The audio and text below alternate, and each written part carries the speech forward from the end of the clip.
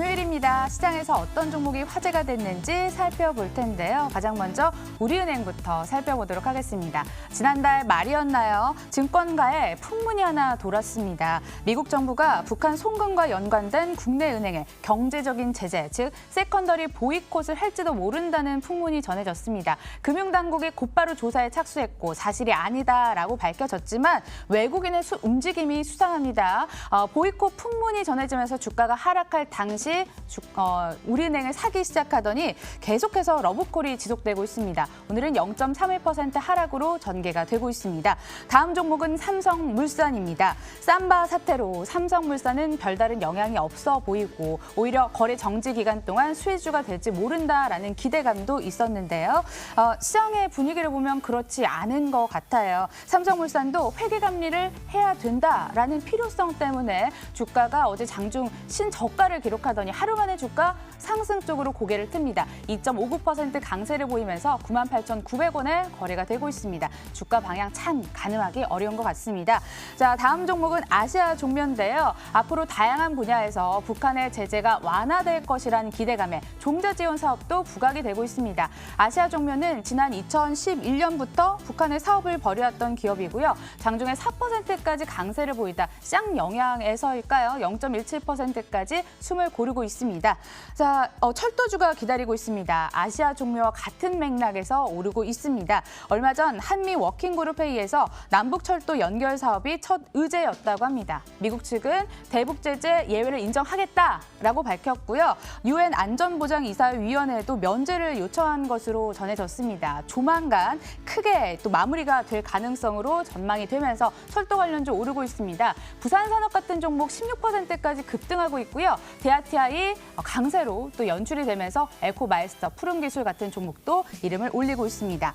조선주도 만나볼게요. 오전만 하느라도 이슈에 상승했지만 지금은 상승폭을 반납하거나 하락으로 전환된 종목도 보입니다. 그래도 상승세 유지하는 종목 현대미포조선, 대우조선해양 정도 살펴지는데요.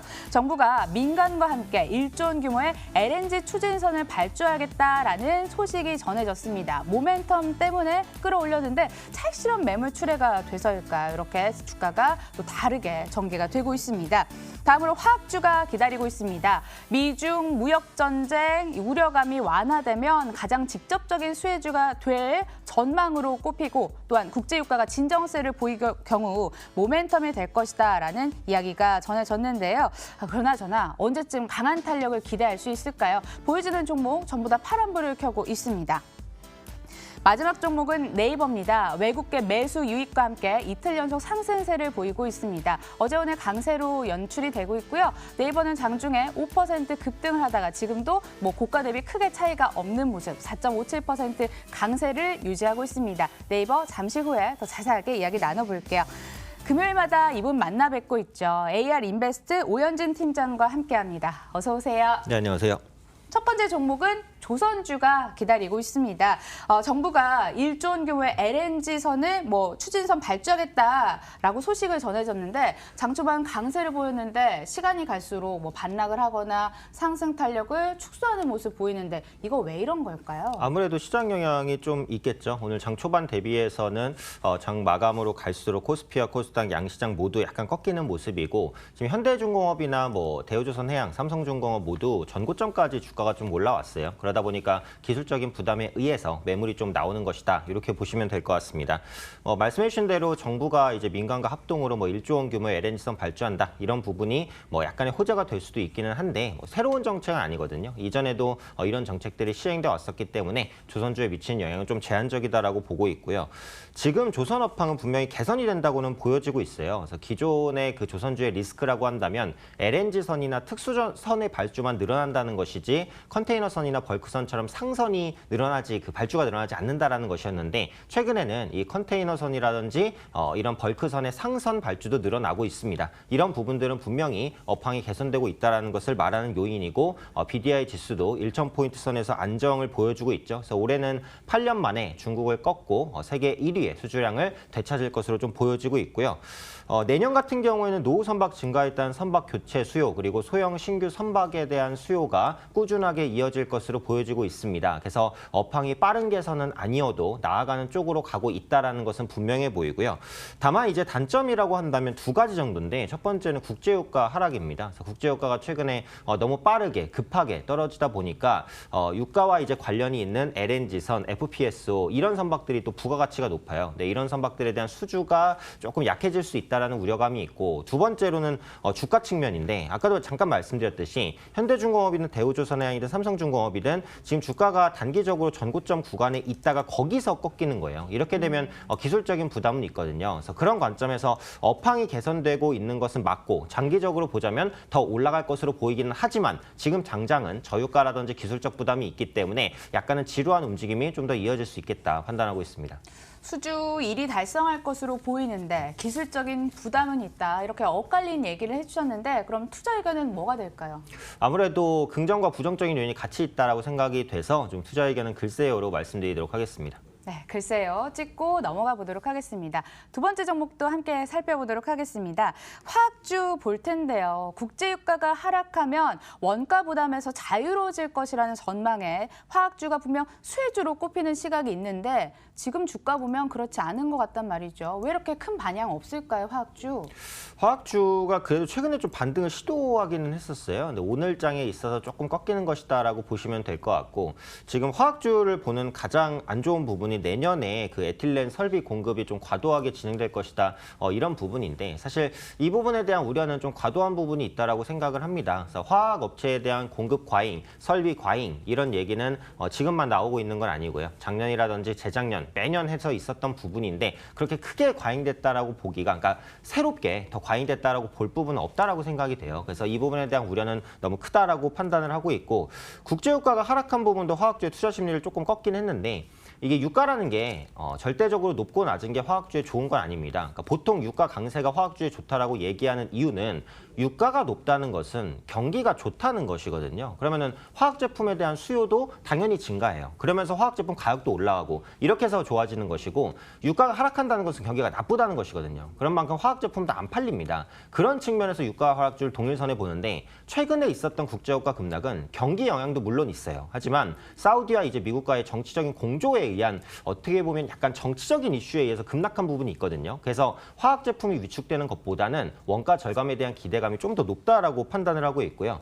내년에는 중국의 화학 제품 수요가 좀 회복이 될 것으로 봅니다. 그래서 최근에 중국 경제 성장률이 부진하기 때문에 중국 정부의 인프라 투자나 이런 부분들이 조금 더 가시적으로 나올 가능성도 있다라고 보여져요. 그래서 이런 부분들이 그 화학 업황을 개선시키는데 조금 더 도움이 될 것이다라고 보고 있고요. 공급 과잉 완화 여부는 좀 체크를 해보실 필요가 있습니다. 그래서 앞서 말씀드린 대로 제가 볼 때는 조금 과도한 우려라고 생각을 하는데 물론 이런 추이에 따라서 화학주의 방향이 다를 수도 있겠죠. 하지만 제가 볼 때는 유가 하락에 따른 원가 절감 수혜가 분명히 크기 때문에 이런 부분들이 4분기나 내년에 화학 업황을 분명히 개선시킬 것이다 판단하고 있습니다. 끊임없이 불거졌던 공급 과잉은 오히려 소화되는 측면에 있다라고 얘기를 해주셨고요. 4분기나 내년 더 좋을 것이다라고 얘기를 해주셨는데 화학주 안에 그럼 좋을 거로 얘기를 해주실 것 같은데 어떤 종목을 한번 노려보면 좋을까요? 네, 그래서 저는 대부분의 화학주를 좋게 보고 있기는 한데 그중에서 탑픽을 한 종목 꼽자면 역시 LG화학을 좀 말씀을 드려야 될 것 같아요. 그래서 LG화학. 네, LG화학 같은 경우는 화학주의 뭐 대장주이기도 하고 업황이 개선되면 아무래도 시가총액 상위 종목이 그에 따른 수혜를 가져가는 경향이 있다라고 보시면 될 것 같고요. 또 전기차 관련주로도 좀 뽑히고 있습니다. 그래서 전기차 배터리 관련된 생산을 삼성 SDI보다 더 많은 물량을 사실상 이제 생산을 하고 있기 때문에 전기차 배터리 관련주로서 역시 꼽아볼 수 있을 것 같고요. 근데 그에 따른 기대감이 지금 주가에 거의 다 반영이 안 됐어요. 그래서 올해 말부터는 이런 부분들이 조금씩 반영될 수 있지 않을까 판단하고 있고 기술적으로 보시면 오늘 조정을 보여주고 있는데 딱 지지받을 구간 저가까지는 왔다라고 생각을 합니다. 그래서 다음 주 월요일에 이제 양봉을 띄우는 모습이 보인다면 충분히 저가 매수가 가능한 위치까지 오지 않을까 판단하고 있습니다. 시장이 좋아지면 대장주부터 올라오니까요. 타피로그는 이 LG화학을 얘기를 해주셨습니다. 좋습니다. 그럼 이 종목은 어떨까요? 바로 철도주가 준비가 돼 있는데요. 북한 안에 철도 공동조사를 하려면 UN 안전보장이사회 대북제재 예외 인정이 필요하더라고요. 그런데 그게 조만간 마무리 절차를 겪을 것으로 전망이 되고 있습니다. 이 부분 자세하게 한번 풀어주실까요?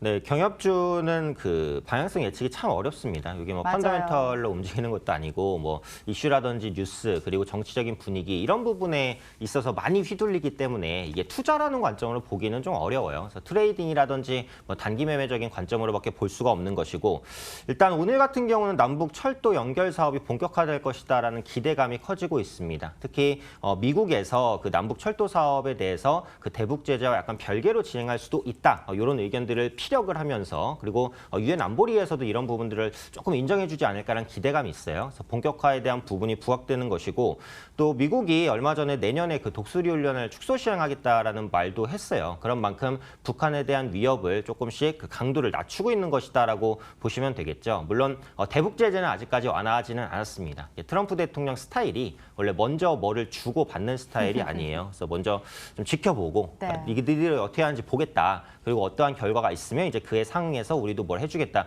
이런 스타일이기 때문에 사실 미국과 북한의 관계가 빠르게 좋아지긴 조금 어려워요. 하지만 완화되는 쪽으로 가고 있다라는 이 방향성, 이게 이제 중요한 게 아닌가 이렇게 판단하고 있고.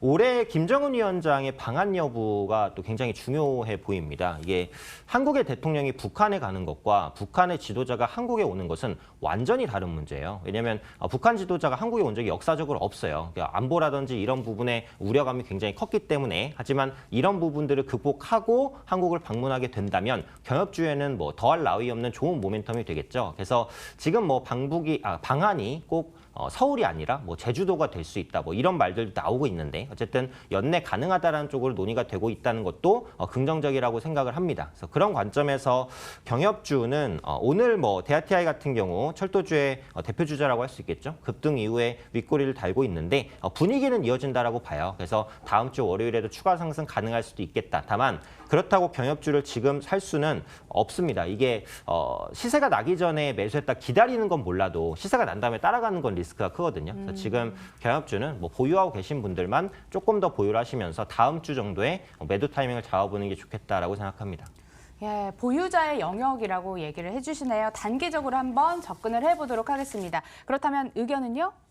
아무래도 좀 글쎄요 의견을 드려야 될 것 같습니다. 신규 글쎄요. 접근이 어렵기 때문에요.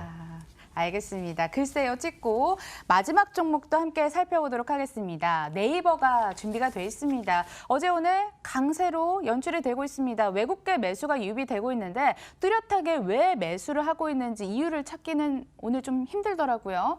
어떤 이유에서 이렇게 매수를 할까요? 그렇죠. 그러다 보니까 뭐 낙폭과대에 따라서 뭐 매수를 한다. 이 정도 해석밖에는 할 수가 없을 것 같아요. 그리고 지금 플랫폼 업체들이 대부분 주가가 괜찮은 편이에요. 카카오도 괜찮고 아프리카TV도 괜찮고 뭐 SK텔레콤도 괜찮은데 네이버만 유독 부진했어요. 그러니까 이런 플랫폼 업체 간의 약간의 키 맞추기 반등 이 정도로 이제 생각을 해보셔도 되지 않을까 판단을 하고 있고 다만 네이버는 오늘은 이제 낙폭과대 매력에 의해서 올라온다고 생각을 합니다만 업황은 조금씩 개선될 가능성이 높다라고 봅니다. 올해부터 반전의 계기를 찾을 것 같고요. PC와 모바일 광고 수요는 분명히 회복이 되고 있어요. 그래서 최근에는 모바일 게임에도 광고를 도입하기로 하면서 광고 수익원을 넓히려는 모습들 보여주고 있고요. 무엇보다도 금융 부분에 적극적으로 진출하고 있습니다. 그래서 네이버의 가치는 상당 부분이 이제 라인에서 나오는데 그 라인페이가 일본 시장에서 고성장을 하고 있어요. 올해 전년 대비 2배 이상의 성장을 보였고 일본 같은 경우에는 그리고 현금 결제 비중이 아직 높아요. 그래서 이런 부분들을 라인페이로 흡수할 수 있다면 분명히 네이버의 성장 동력으로 작용할 수 있을 것이다. 이렇게 판단을 하고 있습니다. 또 모바일 페이지에 대한 그 개편을 계획하고 있죠. 이게 요즘에 계속해서 이슈화가 되고 있는데 뭐 핸드폰으로 아마 네이버 안 들어가시는 분이 거의 없으실 거예요. 핸드폰으로 들어가시면은 이제 실시간 검색어라든지 뭐 이런 부분들 뭐 PC랑 비슷하게 나오잖아요. 근데 이것을 구글처럼 바꾸겠다라는 거예요. 그래서 처음에 검색창 페이지랑 그 기존의 그린닷이라고 하는 하나의 시스템을 도입을 해서 기존과는 완전히 다른 차별화를 시도합니다. 이게 지금 여론은 별로 안 좋은데 막상 도입되고 또 성과가 좋을 수도 있거든요. 그래서 이런 그 중대한 변화 앞에 있기 때문에 이런 부분들의 성과가 확인된다면 네이버의 가치는 바뀔 수도 있다고 봅니다. 근데 이 부분에 대한 성과는 뭐 조금 더 지켜볼 부분이지만 앞서도 말씀드렸듯이 광고라든지 이런 게임에 대한 추가적인 광고 수주 이런 부분들 증가할 수 있다고 보고 낙폭과대 매력도 분명히 있다고 보기 때문에 주가는 지금보다는 그래도 조금 더 올라와 주는 게 맞지 않나 생각하고 있습니다. 네, 오늘 신사업이 잘나서 오르기보다는 낙폭과대 측면에서 올랐다라고 분석을 해주셨고요. 주 수익 사업에서도 앞으로 나아질 가능성이 있다라고 얘기를 해주셨으니까 의견도 좋아요 찍을까요? 네, 역시 좋아요 의견 드리도록 하겠습니다. 네, 좋아요 찍어보도록 하겠습니다. 오늘 좋아요 준 종목이 2개가 있는데 탑픽 한번 골라보도록 하겠습니다. 아무래도 지금 네이버는 아직은 좀 역별 상황을 벗어나지 못했기 때문에 좀 화학주를 전반적으로 긍정적으로 말씀드리고 싶고 그중에서도 아까 언급드린 대로 LG화학을 좀 탑픽으로 좀 말씀드리도록 하겠습니다. 시청자 여러분들도 월요일에 화학주 눈여겨보시고요. 금요일장 마감을 앞두고 있는데 이번 한 주 내내 인공지능과 인간의 대결이 펼쳐지고 있습니다. 오늘 대회 마지막인데요. 이대로 그대로 인공지능의 승리로 끝이 날까요? 이간 앵커와 보고 돌아오겠습니다.